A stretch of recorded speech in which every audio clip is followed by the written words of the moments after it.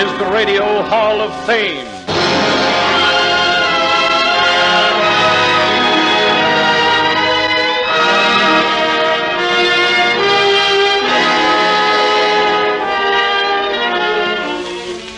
The Radio Hall of Fame is presented during the full hour ahead by the Philco Corporation, makers today of electronic battle equipment for the fighting forces of the United Nations.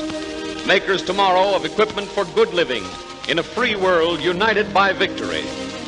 Cooperating with Philco are the editors and correspondents of Variety, who report for the Philco program all the news of all show business the world over every week. This week, the editors of Variety recommend for your pleasure, and Philco delights to honor in your name,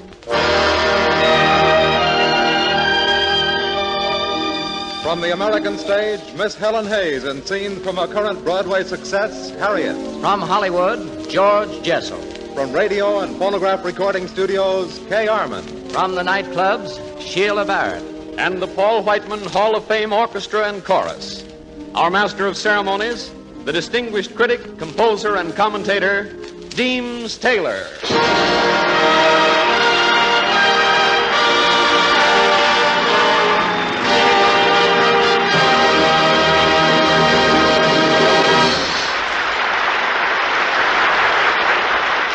Good afternoon, ladies and gentlemen. This is Deems Taylor speaking for Philco. Before we take up the regular order of business, I'd like to say just a word to remind you of the rather special motives and aims of the Radio Hall of Fame.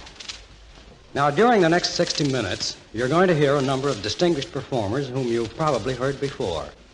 And you may hear them doing things that you've heard them do before. Well, that's because this show of ours is built partly on the theory that if you hear something on radio that you particularly like, it's probably worthy of a returned engagement. Also, we believe in selecting certain figures who are less well-known in radio and bringing them to your attention. In any case, all the ingredients are chosen from the best in all branches of entertainment, according to the best judgment of the editors and correspondents of Variety, the theatrical weekly that serves as the eyes and ears of show business and the Hall of Fame. And so to work.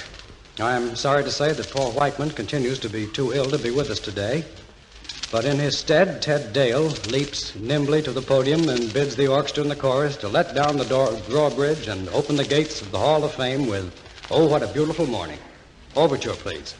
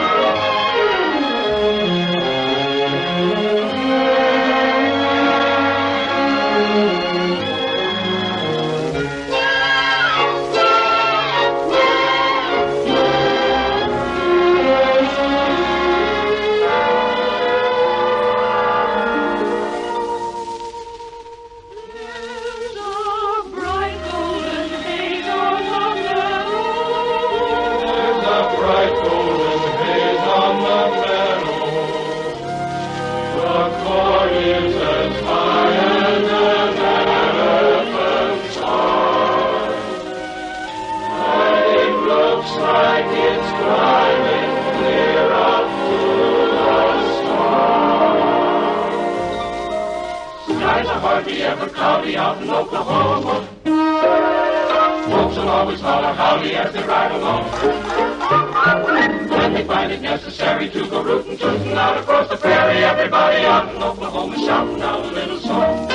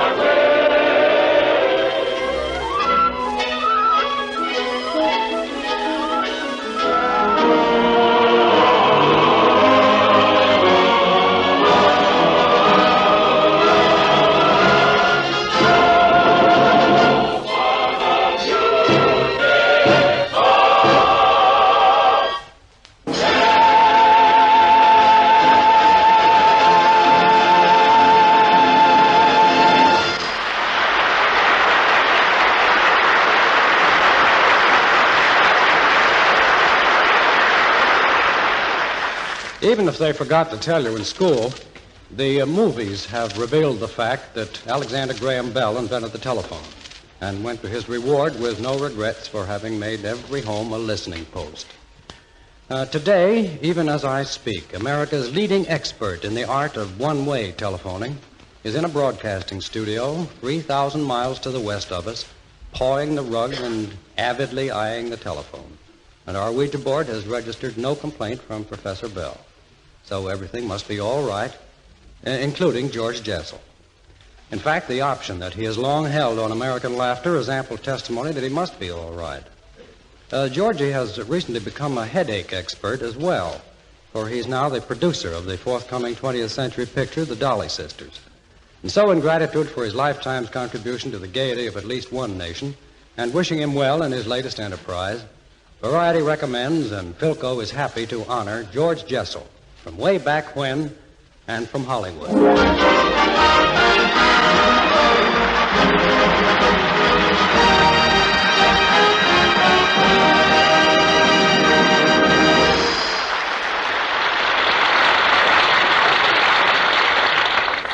Thank you so much. I am honored indeed to be on this Hall of Fame program, particularly since I've been chosen out of retirement. For this past year has found me sitting behind a desk as a motion picture producer, away from the glitter and glamour of acting. I'm an executive. All day I sit studying, deracing different manuscripts for motion picture production. 3,000 miles away from Broadway, and yet, outside of about 80 degrees in temperature, there's not much difference. Out here, the weather is balmy, the palms are out, and in New York, there's my relations, balmy, and their palms are always out. 3,000 miles away, and yet in fancy I can see myself in New York right now, making my usual Sunday visit to my mother's house. I open the door, I say, "Mother, it's me, I'm home again." She looks at me and says, "That Frank Sinatra, when he sings It's Gorgeous, I could just die." But one thing I do miss out here, seriously, and that is my mother's cooking. The closest I can get to it is a delicatessen that we have right near the studio, a very quaint little place run by a Mexican, Manuelo Levine. And this Levine, he is right up to the minute as a business go-getter. Whatever picture our studio is making, he prepares dishes to conform with the picture. You know what I mean?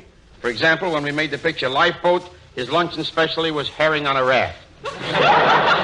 When we were making Buffalo Bill, he served scalped corned beef on rye, and with every pot roast, he gave away a moccasin. Oh. Then we made a picture called The Gang's All Here. That time he had hash. But anyhow, there is a picture being made now called Jane Eyre with Orson Welles and Joan Fontaine. Jane Eyre, with its castles and its quaint old English setting. So Levine has changed the name of his delicatessen to Ye Old Salami Shoppy. You know, I beg your pardon. Hello, Mama?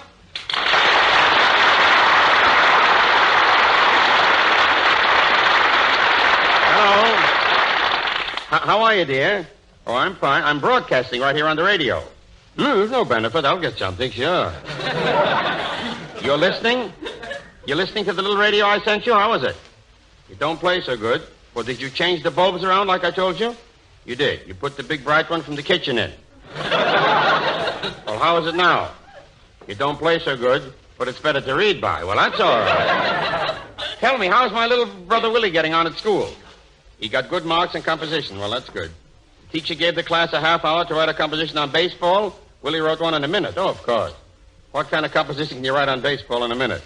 He wrote rain, no game. Well, that's all right. Oh, of course, he's cute. I know he's cute. What did he do last night?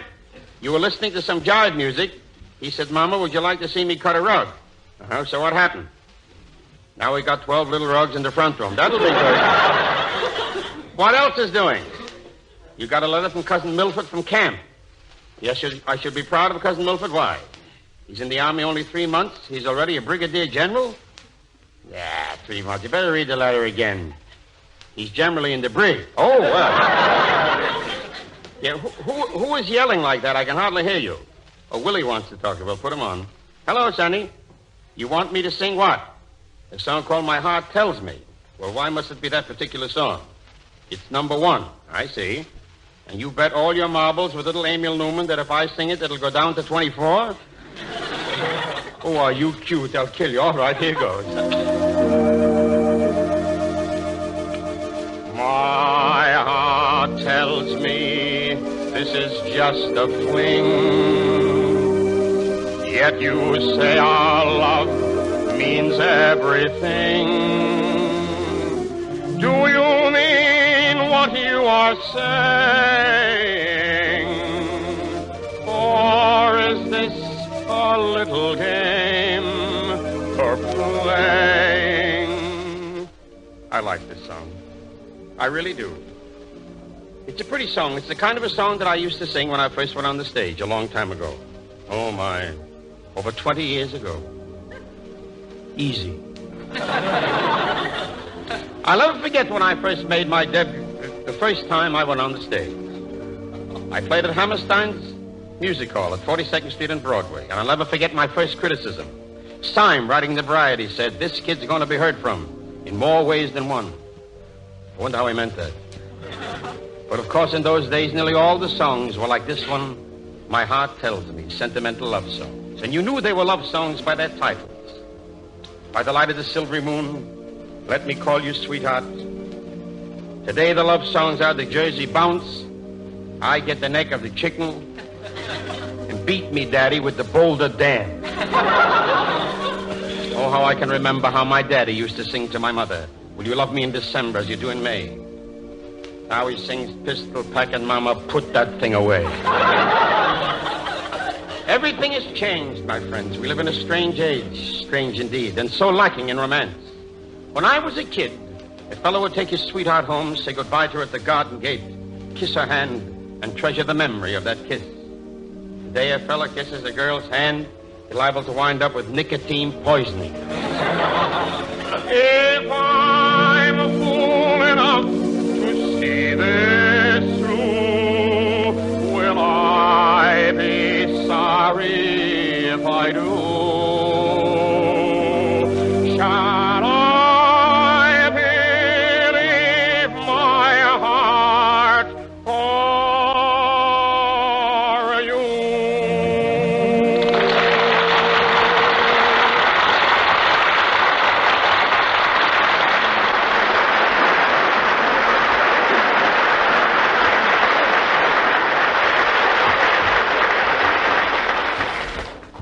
Philco is a visit from the men at the front who are using the weapons of war they build. Recently, a gathering of Philco laboratory and production engineers listened to a British naval officer fresh from combat duty. He spoke in glowing, grateful terms of enemy ships destroyed, of Allied soldiers and sailors saved by radio and electronic equipment designed and produced by these Philco men. An American officer transmitted the thanks of the men on Guadalcanal for the care, precision, and reliability that these soldiers of production had built into Philco war equipment. You can imagine the lift that such visits give to these Philco men. Radio and electronic equipment, rocket projectiles for the famed bazooka, storage batteries for landing craft become more than mere units of war equipment. They are tools of attack and defense in the hands of soldiers and sailors they've seen and met. Someday, That same spirit will be carried over to the radios and television sets, the electric refrigerators and air conditioners that will appear again under the famous Philco name. They'll be built for the comfort, convenience, and entertainment of people like yourself, with quality, care, and understanding.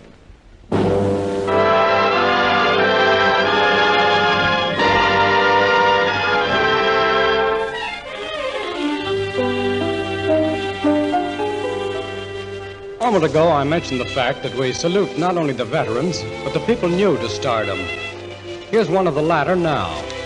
Her name is Kay Armin. Not long ago, Variety heard her on the air singing from a station in Nashville, Tennessee, and heralded that in its judgment, she was a young singer of exceptional promise. Or, as Variety put it more briefly, the gal is tops.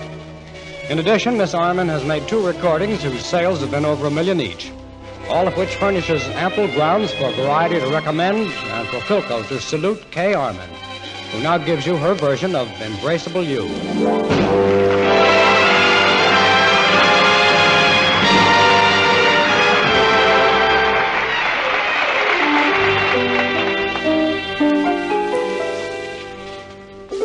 Embrace me, my sweet embraceable you. Embrace me, my irreplaceable you. Just one look at you, my heart grew tipsy in me. You and you alone bring out the gypsy in me. I love all the many charms about you. Above all, I want my arms about you. Don't be a naughty baby. Come to mama, do. My sweet embraceable you. I love all the many charms about you. Above all, I want my arms about you. Don't be a naughty baby. Come to mama, do. My sweet embraceable you.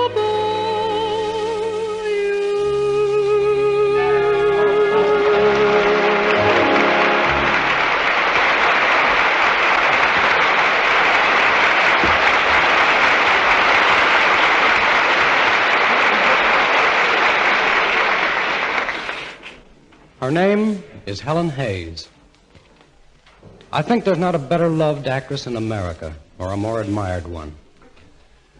Great is a dangerous adjective to fling about too lavishly, but I think that most theater goers will agree that she is one of the great actresses of our time.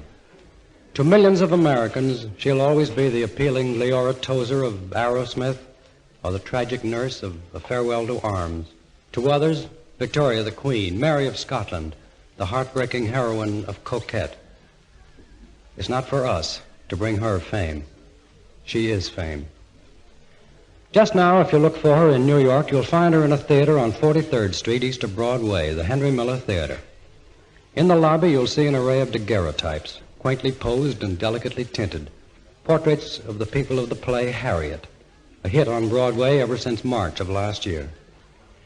It was with Helen Hayes in mind that Florence Ryerson and Colin Clements wrote their play about Harriet Beecher Stowe, and you'll hear how right they were when she comes from the wings of our Hall of Fame to play a scene from Harriet. Enter now Helen Hayes, together with Sidney Smith as Harriet's brother, Henry Ward Beecher.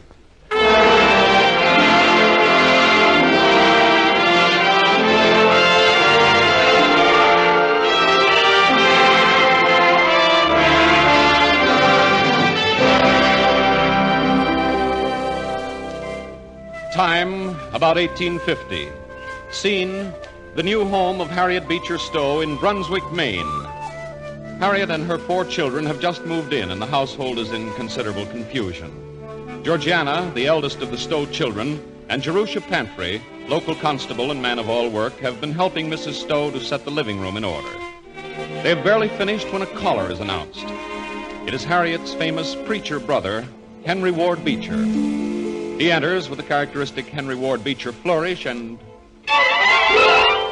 Henry! Harriet, my dear. I was lecturing in Boston, and I couldn't resist the temptation to come up and see Oh, you. of course you couldn't. If only for a few hours. No, you must stay. Georgiana. Yes, Ma? Tell the workmen to go home. I can't bother with them now. And find the twins. Right away, Ma. Henry, let me feast my eyes on you.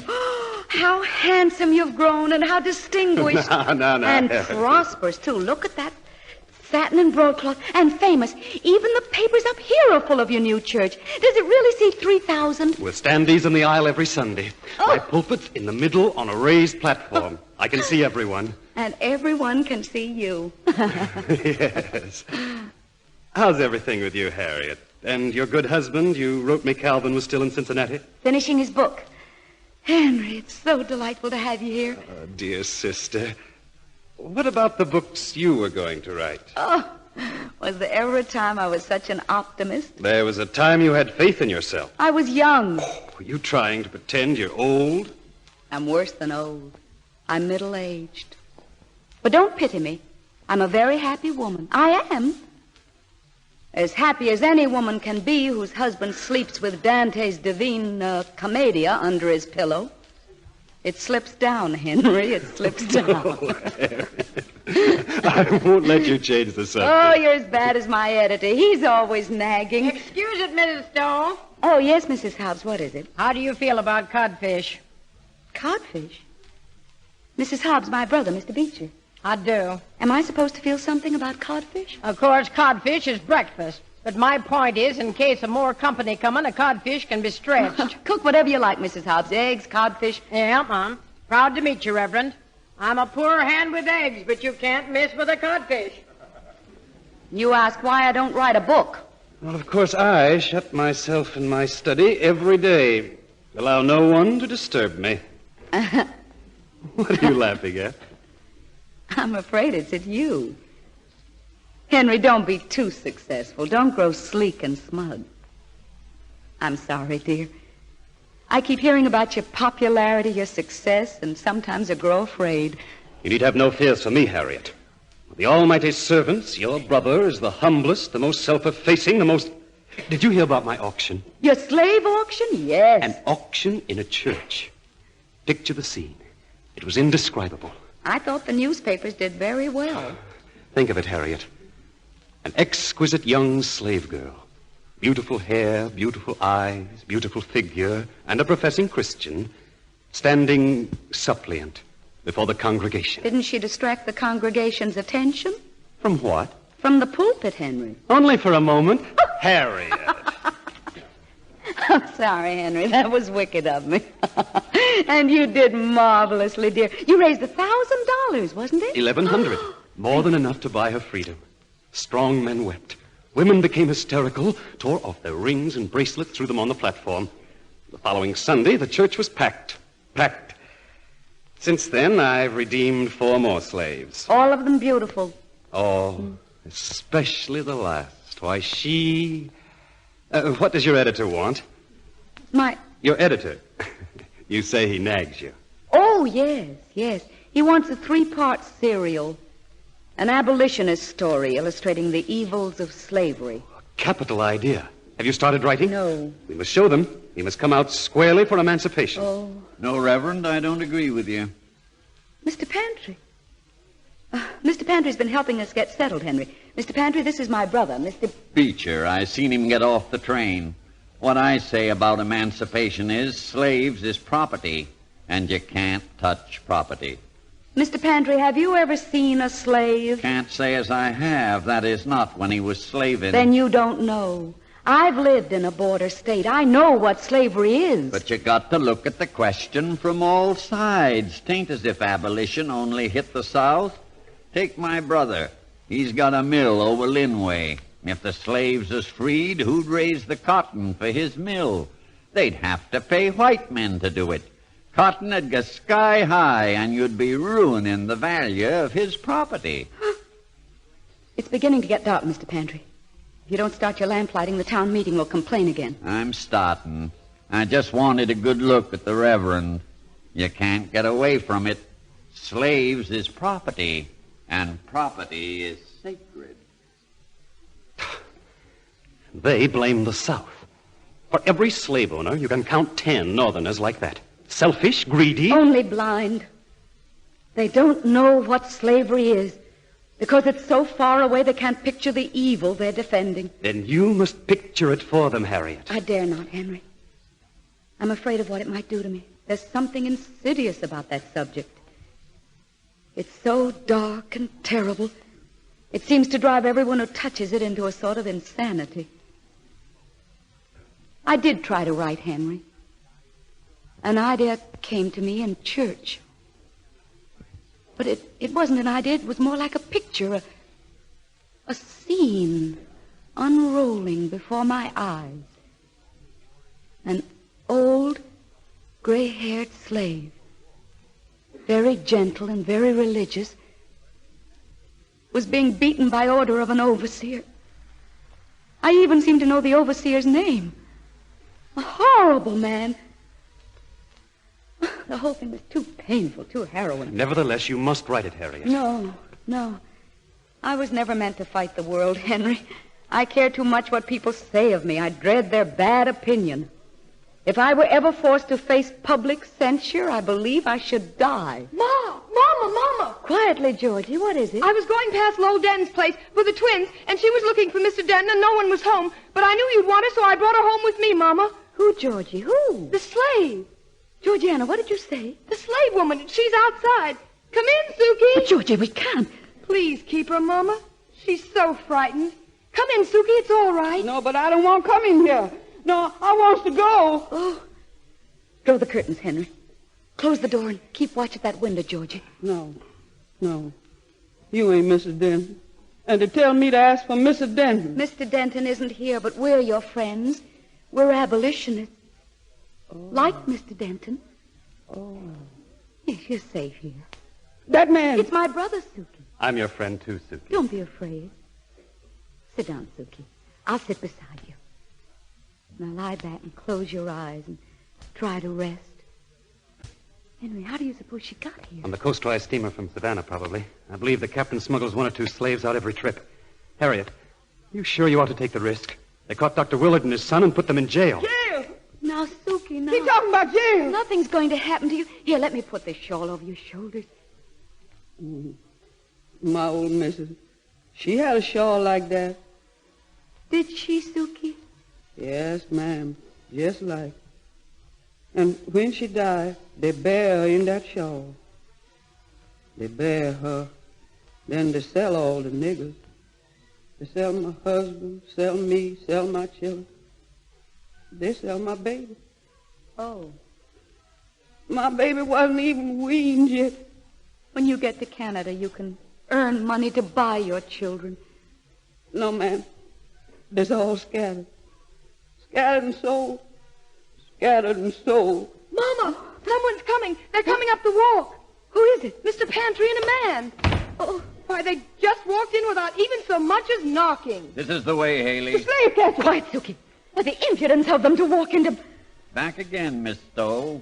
I'm sorry, Mr. Pantry. I can't see you now. We didn't come to see you, Miss Stowe. We came for your runaway friend. Oh, catch me, go drag me back. Don't let him. No, Suki, no. They'll beat me, Master, beat me. Henry. Yes, Harriet. Look here, you two. I know you're paid a reward for every capture. Suppose we were to offer you the same money or a little more. Bribery. If you weren't a reverend, I'd knock you down. Come along now, you. Come along. Oh, they want me to kill me. Don't you touch her. We got the law on our side, Miss Stowe. We shall see about the law. We'll hire a lawyer. We'll take it to court. You're lucky if you don't end up in court yourself. They could throw you both in jail for what you done already. Henry! I'm afraid we're helpless, Harriet. I'll go along, see that Suki's well treated. Now, come along, you. Come on, be quiet. Oh, Lord. You're going to help me now, Lord, because ain't nobody going to do nothing for me but you, Lord. Nobody but you, Lord. no. There must be somebody. There must be somebody. What kind of people do they think we are? You did all you could, Mama. Oh, no, George. An idea came to me in church of an old, gray-haired slave, very gentle, very religious. And there was an overseer. I even seem to know his name. Simon Legree. A horrible man. Oh, Georgie, I'm frightened. I'm being forced into an undertaking that's beyond my powers. I haven't the wisdom, I haven't the strength, I haven't the courage. But, Mama... Don't worry, Georgie, darling. I'll manage it somehow. Manage what, Mama? A book. An ugly, necessary book about slaves and slavery. I'll call it Life Among the Lowly, I think. I don't like that name very much. Well, then, suppose I call it Uncle Tom's Cabin. Oh, Mama. Mama, I like that. Then I shall write it. Somehow. God helping me.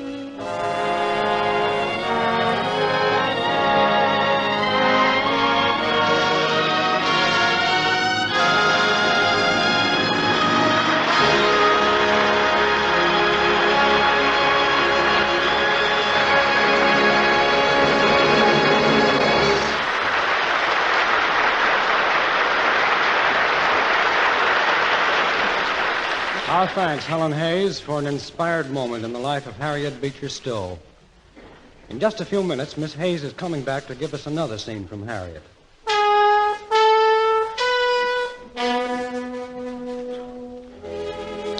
Regularly, every week at about this time, Glenn Riggs marches to our microphone and with superb self-confidence regularly muffs his chance of immortality.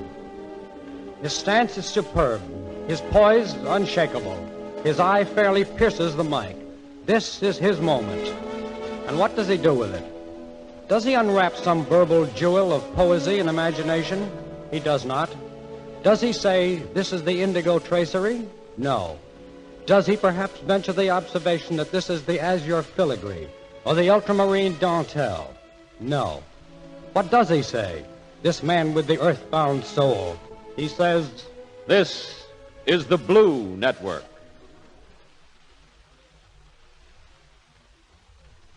The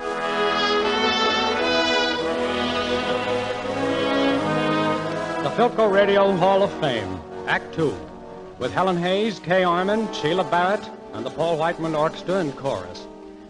The last-named group now swing into a medley of airs from a contemporary Broadway hit show that first saw the lights of the Great White Way nearly 40 years ago.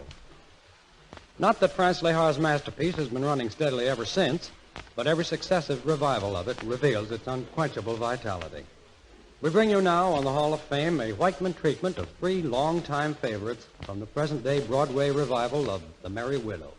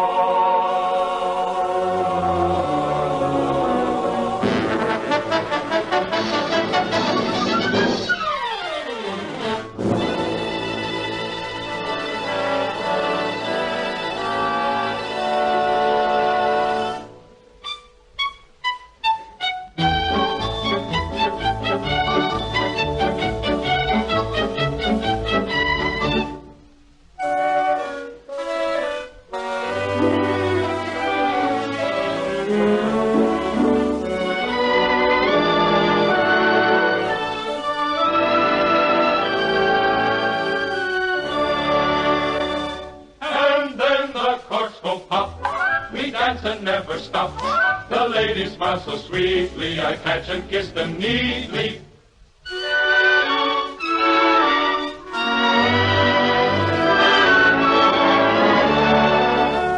Till I forget completely that dear old land of mine.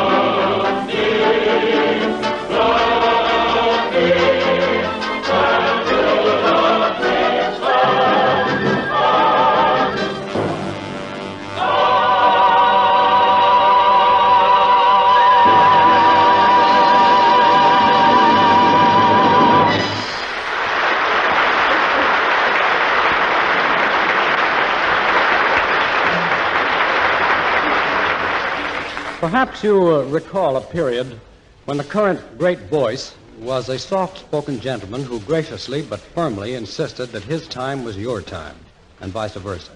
In other words, Rudy Vallee.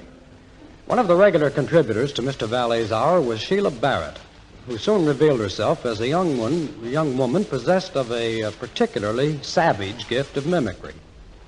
She has long been a favorite of the nightclubs, but more recently has been overseas entertaining our armed forces. Now she's back with us, to the delight of her audiences and the despair of her victims. Variety, plucking a nosegay of some of her finest characterizations, salutes both her gifts and her unselfish services. And Philco and the Hall of Fame happily concur and welcome Miss Barrett for a repeat performance of her famous act, You're Not the Type.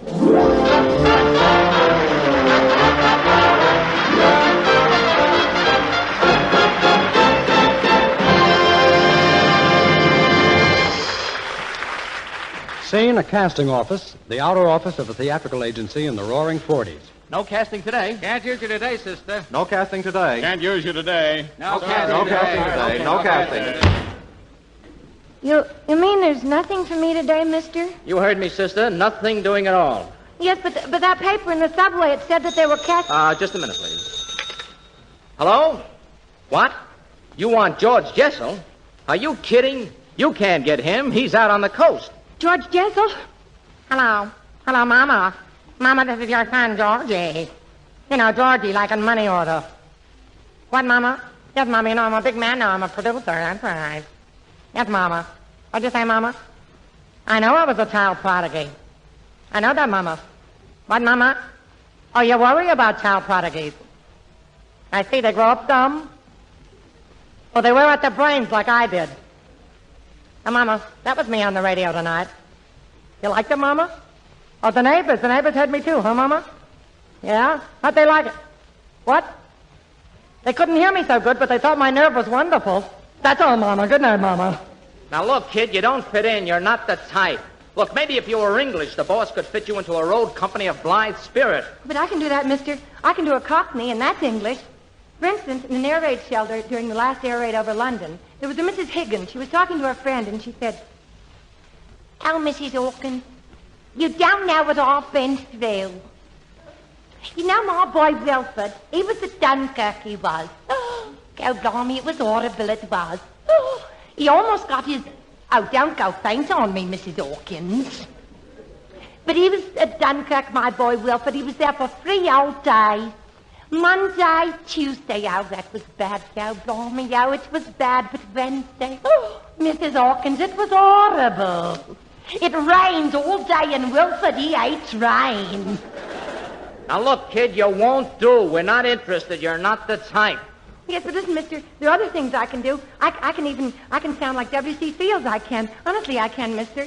Ah, look here, my psychopathic little moron. I am about to relate an amazing story. Now, when I was born, I had a body, arms, legs, and a neck. My father took one look at me, picked me up, rushed me over to Feeney's Bar and Grill, thrust me into the arms of the bartender and said, "Put a head on that." Look, are you kidding? Are you kidding? You're wasting your time. You're not the type. Yes, mister, but listen, mister, I can do other things besides that. I can do great actresses. Great actresses like Tallulah Bankhead. Oh, darling, darling. Really, the most horrible thing that happened to me. Darling, you don't know what I've been through. Oh, it was ghastly, really ghastly. There I was, with the waves lashing at me, the thunder and the lightning about to strike me. Oh, it was ghastly. And there I was, with nothing around me but men. Men leering at me. Men gazing at me. Men. Oh. The last time I'll ever take a ferry boat to Staten Island. Now, look, girlie. Girlie, if that's Bankhead, I'll take Bank Night. It pays off better. Look, you're not the type. Now, if you're a blonde, we might use you in that great new production, A Cabbage Grows in Brooklyn. Now, look, the producer wants a blonde and dumb. Say, now, ain't that a coincidence? You know, it was only this morning that Mama was saying, she says to me, she says, Millicent, I don't see no reason why you can't be a great actress. I mean, after all, you certainly got the looks, and you certainly got the temperament, and you certainly got class. I never seen nobody with more class than you. After all, Mama ought to know. She's seen me all dressed up to go to a formal function. And anyhow, Mama's a great theater goer. It was only yesterday she sat through 3 double features. I'm sorry, kid, you're not the type. For the last time, get out. Sure, I'll get out. You don't think you're the first guy that's thrown me out of an office today, do you? I wouldn't give you that much distinction. Well, in every office, they've got a glorified little office boy sitting there saying, you're not the type, you're not the type. Whatever you do, you're not the type. Sure, I'll get out. But you remember this. I'll be back again. Oh, yes. I'll be back again tomorrow and the next day and the next day and the next day. And someday, mister, whether you believe it or not, I know I'm going to be the type.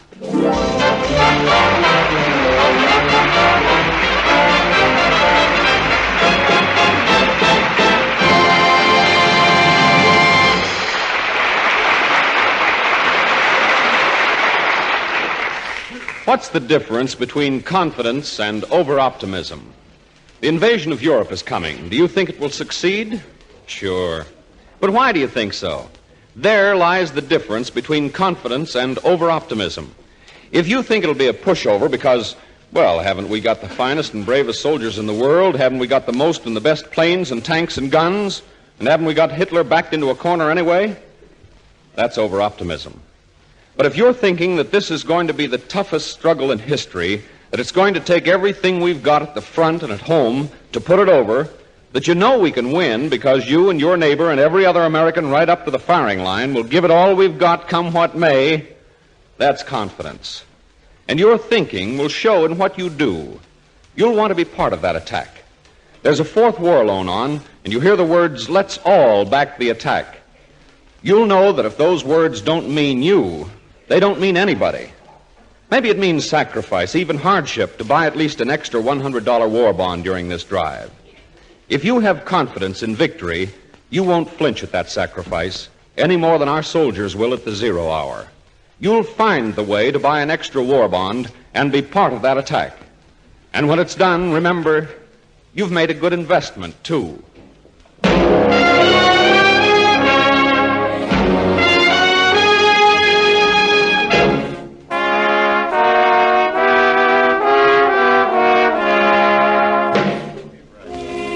There are certain traditions of the entertainment world that are practically inviolable.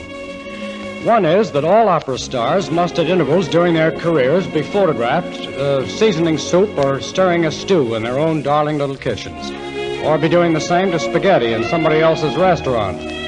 Furthermore, all movie queens in the upper income brackets always scrub out their swimming pools on their own hands and knees and invariably play tennis in high-heeled shoes.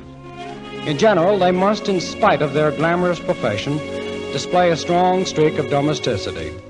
And so as Kay Armand comes back to sing another song, it says here in the book that she makes her own clothes.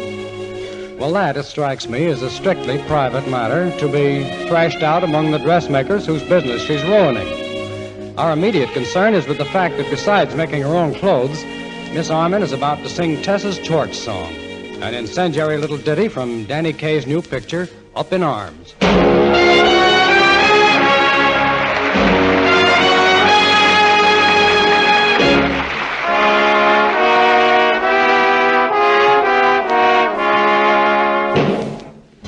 Here is a story about a gal. Folks call her Torchy Tess because she trusted. Her heart got busted. Love made her life a mess. It evidently was an awful blow. For here is word for Tessa's tale of woe.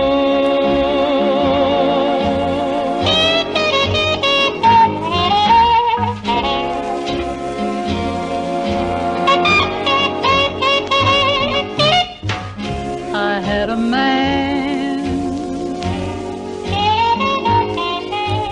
He was a good man. That is, you see, what I mean is I thought he was a good man. I had a friend.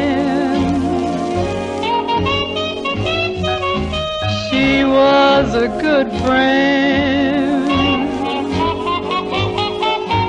I told my friend about my man, 'cause I thought she was a good friend.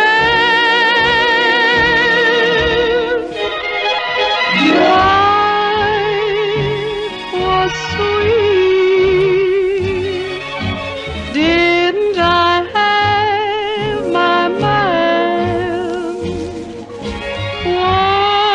World complete.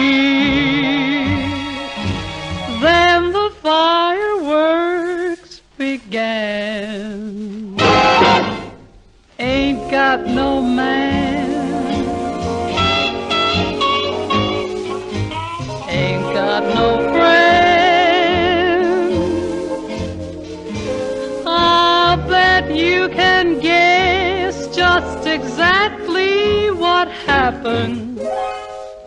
That was the end of my friend, the end of my man, and almost the end of me.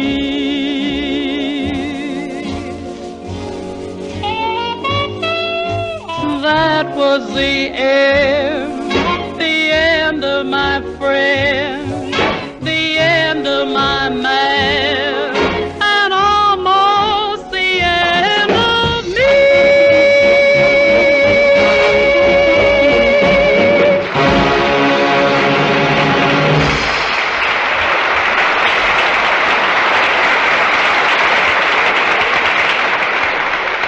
Opportunity, according to all reports, has a distressing habit of knocking but once at every door. But for us of the Hall of Fame, opportunity has for once relented. For the second time within the hour, we have an opportunity to hear Helen Hayes come to the microphone to play still another scene from her current New York success, Harriet. So listen well to the voice of Harriet Beecher Stowe in the year 1863. Or is it 1863? Does not the voice of Harriet echo perhaps in this year of decision and grace, 1944? Listen. 1863. Harriet has written Uncle Tom's Cabin. A nation's economic sickness has flamed into the fever of the war between the states. Sumter, Antietam, Shiloh, all have had their thunderous day, and still the bonny blue flag of the South remains uncrushed by the northern giant. Harriet's son Freddie has been wounded at Gettysburg, and Harriet herself, great woman, has been invited to the White House by the president. Now she is home again. A crowd waits outside her window. What did he say to you, Harriet? What did the president say?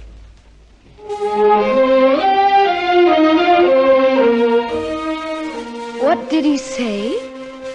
Well, first he led me over by the window, and then he said, "So you're the little woman who made this great war." 2 weeks ago, when I went from among you to the bedside of my son, that would have been an unbearable accusation. For I took with me a heart full of bitterness and doubt. 1 hour with our president has lifted my spirits and endowed me with new strength. He has made me see that this war, which seems so final to us now, is but one small pattern in a vast tapestry of struggle. We cannot escape history. Since the dawn of history, there have always been tyrants, great and small, who have seized upon and enslaved their fellow men. The fiery trial through which we pass will light us down in honor or dishonor to the last generation. In giving freedom to the slave, we assure freedom for the free. We bear that responsibility. We shall nobly save or meanly lose the last best hope of earth. But always, always there have been noble souls who have bravely and gladly given their lives for the eternal right of man to liberty. We hold these truths to be self-evident, that all men are created equal, that they are endowed by their Creator with certain unalienable rights, that among these are life, liberty, and the pursuit of happiness. The hope of today lies in this, that we, as a people, are no longer willing to accept tyrants and the world they make without question.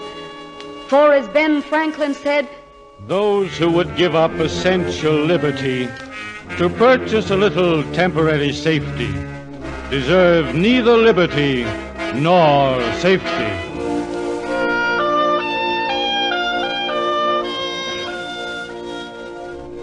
we are learning that a world that holds happiness for some but misery for others cannot endure. Yes, that is our hope.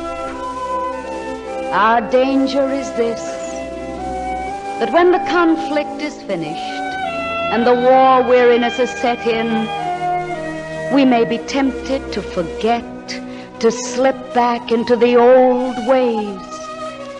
Then, and only then, will our sons have died in vain. Then will the battle have to be fought again, and perhaps yet again.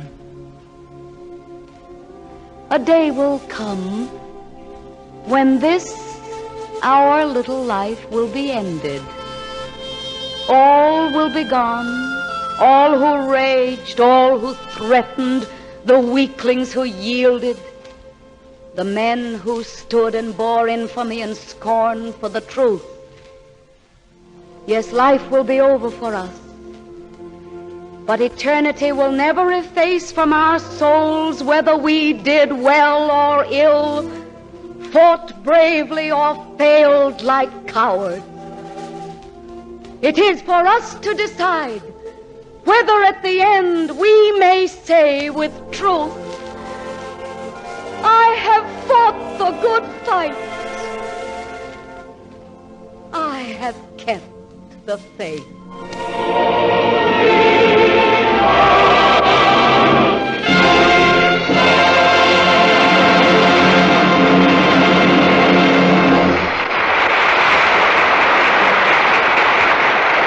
Our thanks, Helen Hayes, for a living image of Harriet and for a living echo of her faith.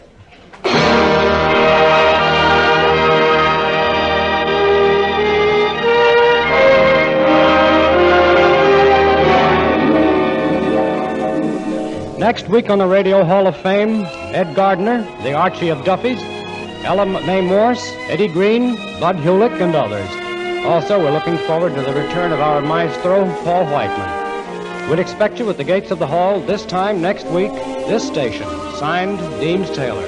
The production and writing staff of the Radio Hall of Fame includes Dee Engelbach, Milton Geiger, and Abel Green, editor of Variety. George Jessel was heard tonight through the courtesy of 20th Century Fox Films. This is Glenn Riggs saying goodbye for Philco dealers and distributors throughout the United States and Canada, and from the Philco Corporation, makers today of electronic materials to help win the war, makers tomorrow of materials for good living in a world at peace. This